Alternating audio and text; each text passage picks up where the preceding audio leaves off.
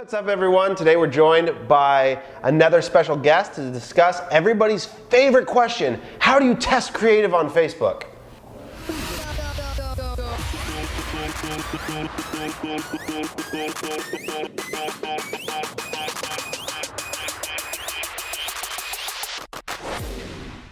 And hello again. Today we are joined. Is this your first appearance? This is my first. No, really? Yeah, it's my first. Wow. Michelle Liu's first appearance. Michelle is a hybrid customer or digital media specialist and strategist here at CTC. She's actually been a buyer for us for a long time and is someone that we are moving into a strategist position to build our third team around. And she's here today to discuss creative testing methodology on the platform. Hi, Michelle. Hi, guys. You've been with us for how long now? A little over a year now. So maybe give a quick rundown of some of the clients that you do work on and what your favorite ad format is. My favorite ad format. So a couple of the clients I work on, one of them is Kalo, which is one of our bigger clients. They sell a silicone wedding band. And then I just newly kind of adopted a couple of other big brands. So like 47, which is a hats and apparel with sports teams. And then Axe Bat, they're bat with an axe handle, which is really, really cool. And I know very little about baseball, but I'm hoping to learn so much more. And my favorite ad format has to be collection ads. Yeah, I agree. When I first saw collections ads, I thought that was like the future. The combination of the product feed with the video, I was hopeful. Yeah, and actually with collection ads now, they've kind of merged it with Canvas. Yeah, how do you feel about that? We're kind of side noting here, but. Not really digging it. Yeah, me neither. Just want my products to be there, sell products. I wish they went straight to the PDP, like each one, because when they started, that's what they did, right? I wonder why they switched that. Trying to keep them all on Facebook. And then they like sort of cheat because they call it a click. So your CTRs on all your collection ads are super high, even though you really need to track outbound clicks. That's a little insider tip, though. It's a little gamey. Facebook can be gamey. That's why, we measure by ROAS the most. Yeah, exactly. Cool. Well, today we're excited to talk through something that's been in the works now for a few weeks that we've done sort of in collaboration with Facebook themselves, actually. Big ups to our Facebook rep, David, for his trip out here, helping us to develop this new creative testing methodology on platform. And so one of the number one things that clients want from us is they want to know how we're testing. Everybody has heard in some blog somewhere that you're supposed to be A/B testing ads and you should be trying all these different things. And so they don't really know what it means when they're asking for that, but they just know that they want some sort of testing to be happening. But the reality is it's actually pretty complex to do that on Facebook, right? In the sense that there are so many different variables that exist from, as we were just talking, ad formats and headlines and creative and audience targeting, that creating true split testing, especially with small budgets, is hard. Yeah. So what we've developed today, over the last few weeks with our creative team, is a process by which we can actually test new creative. So Michelle, maybe what you can do is start by giving us sort of a general overview of what is the testing methodology and what are we trying to accomplish with it. Sure. So basically this methodology is to help us find the best creative. And one thing Facebook doesn't do well enough is that when you put multiple ads in an ad set, it chooses a winner sometimes too quickly. So this kind of method allows you to get even distribution. It may not hit all of the same people in that audience, but it does, allow you to allocate your spend to every single ad, which is nice because then you kind of get a more fair test that way. So the structure that we have is you build out a campaign and then you're using the exact same audiences for all of the creatives you're testing. So let's say 5 creatives, for instance, whether you want to test a headline or different actual images or videos on the ad itself. Having each of those ads live in its own ad set with the same audience will kind of allow you to distribute money to each and every single one of them and making sure that they do get delivered by Facebook and Facebook doesn't choose a winner too quickly. Yeah, that's great. So Corey, let's put up a screenshot right here of one of our ads manager views of one of our clients. We can use 4x400 for the sake of data privacy. to show how we set things up at the campaign level. So hit the campaign tab and show that. So you'll see that we have 4 campaigns running generally, sometimes 5. Prospecting, and now what we're calling core prospecting, remarketing, re-engagement, DPA, and then test prospecting. So that'll be our 5 campaigns that we will have, and we try and keep that pretty clean. One of the things that we really value is sort of trying to keep clean ad manager views, because it can become really messy and complex if you're building out. So we try and keep everything pretty neat in the campaign level. So that's sort of the campaign view. And prospecting, re-engagement, which is like video viewers, people who haven't yet clicked to the website but have engaged in some sort of content, remarketing, which is website traffic, and then dynamic product ads, which are your abandoned cart and DPAs. That's our core, sort of what we've been running ongoing, and where we're looking to get our best return. What's new, as Michelle was sort of talking about, is this idea of creating pure testing campaigns.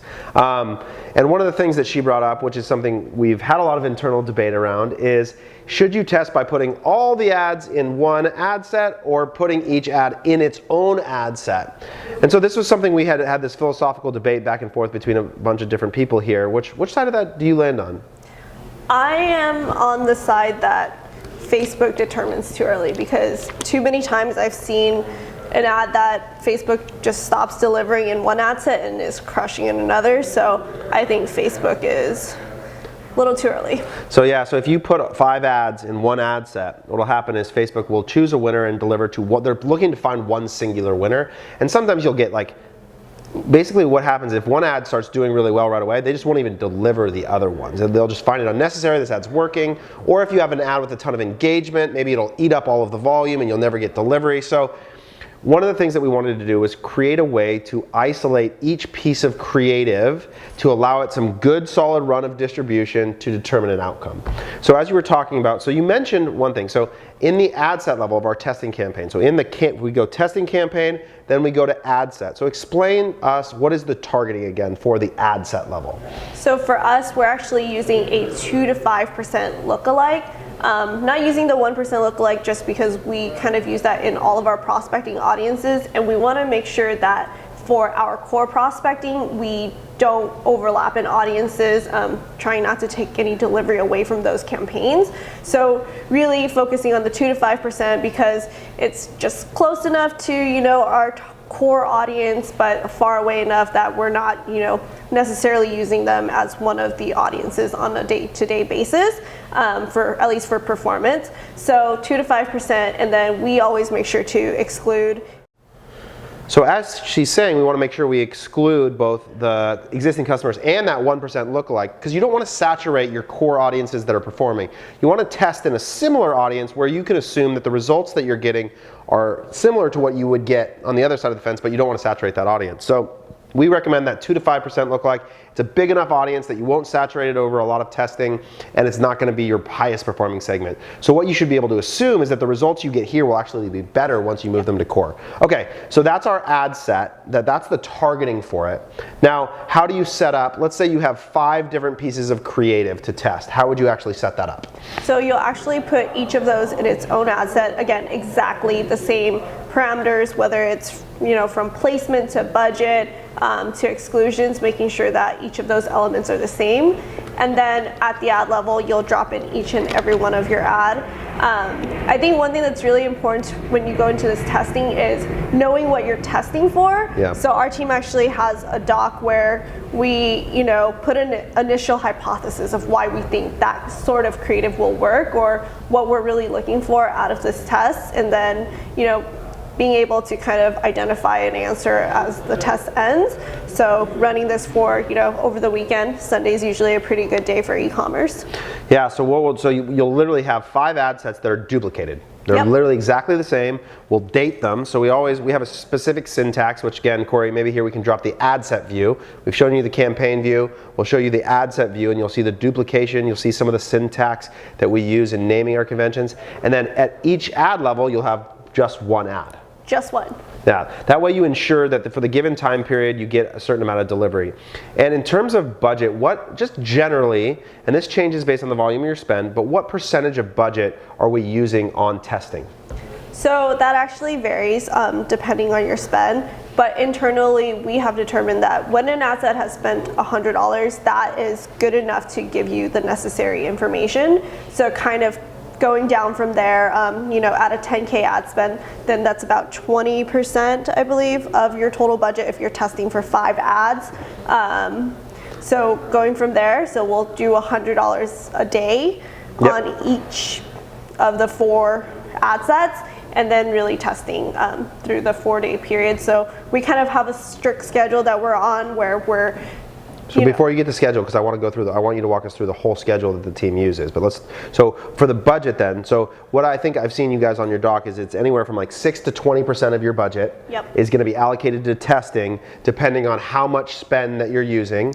And then you break that percentage up. And so now take me through then, what is the schedule for our testing? Like, what's our rhythm for the week, and how many days do you run it for? Is it $100? Do I spend all of it in one day and turn it off? Do I spend it over a few days? What is sort of the timeline and process? So we'll actually spend it over the course of 4 days, and mainly because we don't think that one day is, you know, significant enough. Even if you spend $100 on an ad set in a day, like one day could be, you know, just a fluke. So we don't want that. We kind of want to have a little bit more consistency, and having it go through from Friday, Saturday, Sunday, and through to Sunday, so that we can really see what happens over the weekend on some of the bigger days. And then on Monday, when we come in, we'll kind of analyze all of the results that happened over the weekend, and going from there, next Tuesday, Wednesday, Thursday is really, you know, taking what we've learned from this past weekend and going from there. And, you know, whether we found one creative to be better or whatever, like, we're going to take that creative first and put it in the performance campaign, obviously, to see how that works. And then from there, we kind of just take our learnings and start this process all over again. And then again, launching ads again on Friday. That's right. So today is Friday as we sit here and film this. We have literally pushed live a lot of our test campaigns right now. So they'll go live today. They'll run Friday, Saturday, Sunday, Monday morning. Michelle and the buyers on her team, the strategists on the other teams will come in. Everybody at CTC, our rhythm is everybody's here at 8:30 on Monday morning, and from 8:30 to 9:30, your only responsibility is to review results of accounts. So that's the first thing that we're doing. You're checking in on things, you're turning off the losers, and you're taking the winners, and the buyers are gonna move them into performance campaigns. So your best ads, you're going to take them and put them into application. So one of the things that can be hard, so over the course of 4 days, you're going to spend somewhere around $400 an ad, or maybe a little less depending on the budget. But what are you looking for on Monday morning to determine if you take that test ad and put it into a core audience?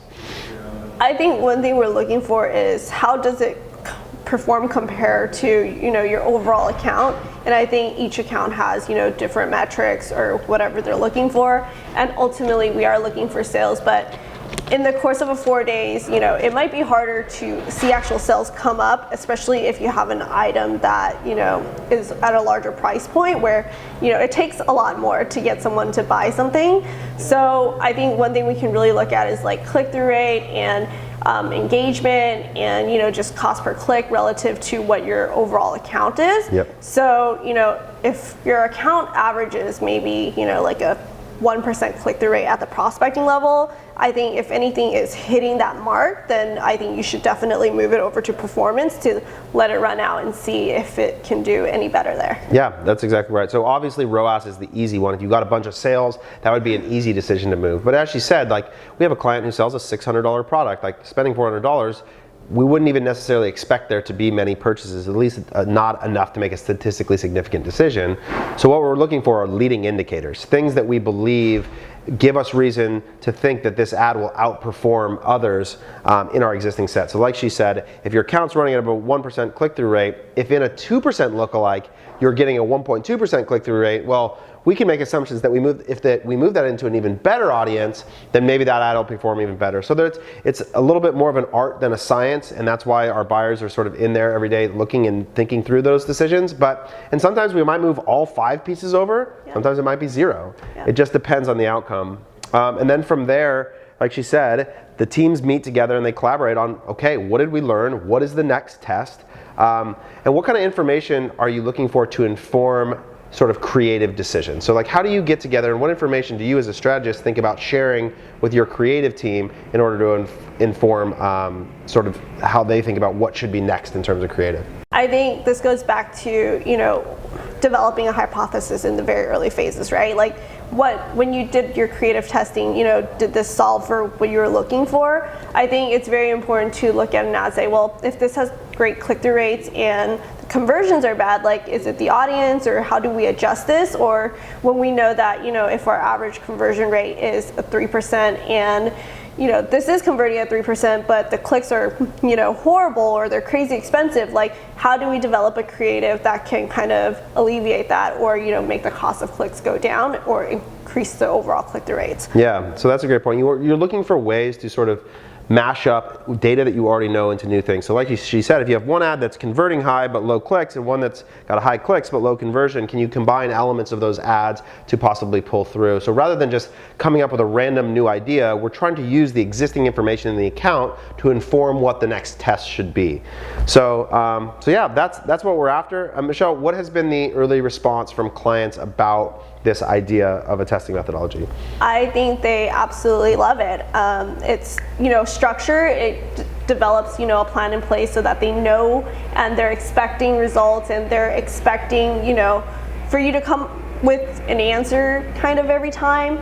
I think what's really important for this is setting the client's expectations and letting them know that despite all of the work that gets done on the back end, they're not necessarily always aware of it. So when we do have a plan, a set testing schedule that they know, and they're always going to be able to, say, oh, I know they're already testing. I don't need to, present them with an idea because they probably already have it. Yeah, exactly.